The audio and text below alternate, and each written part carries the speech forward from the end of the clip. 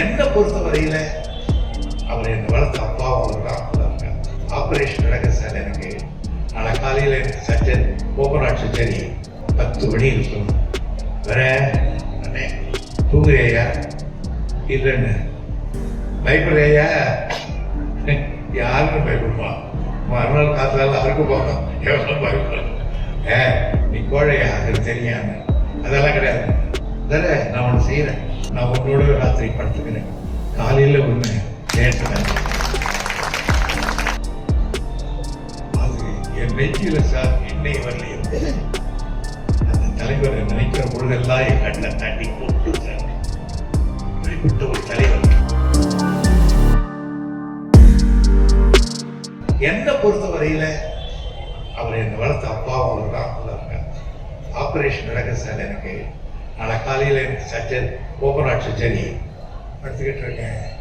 10 மணி இருக்கும். வேற கூட வேற அண்ணே தூங்குறியா இல்லைன்னு பயப்படுறியா? யாருக்கும் பயப்படுவான். மறுநாள் காத்தால அறுக்க போகணும் எவ்வளோ பயப்படும். தெரியா நீ கோழை, நீ கோழையா அது தெரியாம அதெல்லாம் கிடையாது. வேற நான் ஒன்று செய்யறேன். நான் வர்றேன். நான் உன்னோட ராத்திரி படுத்துக்கிறேன். காலையில ஒன்று கேட்டுறேன்.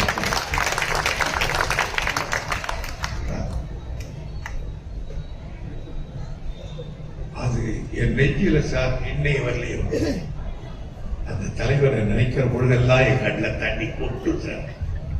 இப்படிப்பட்ட ஒரு தலைவர் நம்ம தலைவர். ஒரு மாதிரி ஒரு பாசமுள்ள தலைவரை பார்க்கவே முடியாது. எல்லாரையும் கேட்பார் சார். ஒரு சின்ன விஷயம்னா கூட கேட்பார் சார். நீ என்ன சொல்ற, நீ என்ன சொல்ற, நீ என்ன சொல்ற. அந்த டிரைவர் கேட்பார், நீ என்ன சொல்ற, எல்லாம் அப்படி சொல்றாங்க, நீ என்ன சொல்ற. ஆட்சி லேச்ச குறைக்கலாம். அந்த செயல்முறையை கேட்பாரு. போறவங்க கேட்பார். ஆனா சில நேரங்கள் அப்படியே போடுவார். நான் அவர் பொருளாதாரம் 3 பேரும் கோட்டைக்கு போயிட்டு இருக்கோம். பொருளாதாரம் அப்போ ஃபுட் மினிஸ்டர் அங்கே போயிட கவர்னர் உட்கார்ந்தோம். சீஃப் செக்ரட்டரி கூப்பிடுன்னாரு. சீஃப் செக்ரட்டரி வந்தார். அது ஏதோ ஃபுட்டில் போய் தகராறு. அது என்ன 2 பேரும் பேசி முடிவு பண்ணுங்களேன்னாரு. அந்த செக்ரட்டரி சீஃப் செக்ரட்டரி கொஞ்சம் தெம்பு பிடிச்சவன் பொருளாதாரம் கிட்ட பார்த்து இதெல்லாம் பாலிசி உங்களுக்கு தெரியாதுன்ட்டான். பொருளாதாரம் கோபம் வந்துச்சு. என்ன பாலிசி தெரியும்? நீ வெறும் எம்ஏயா? நான் எம்ஏக்கு மேல பிஎல் படிச்சுவேன், எம்ஏ பிஎல் படிச்சுவேன். என்ன பாலிசி தெரியும்? அவன் எதுவும் சொல்லிட்டான் சீஃப் செக்ரட்டரி. அது வந்து என் பென்சிலை இப்படி உருட்டிக்கிட்டு இருந்தாரு. உட்கார்ந்தேன். இப்படி சொன்ன உடனே தலைவர் சொன்னாரு, என்ன சொன்ன அப்படின்னு அந்த சீஃப் செக்ரட்டரி. என்ன சொன்ன? குரலையும் ஒரு மாதிரியா இருக்கும். He is not only my minister. English தான் சொன்னார்.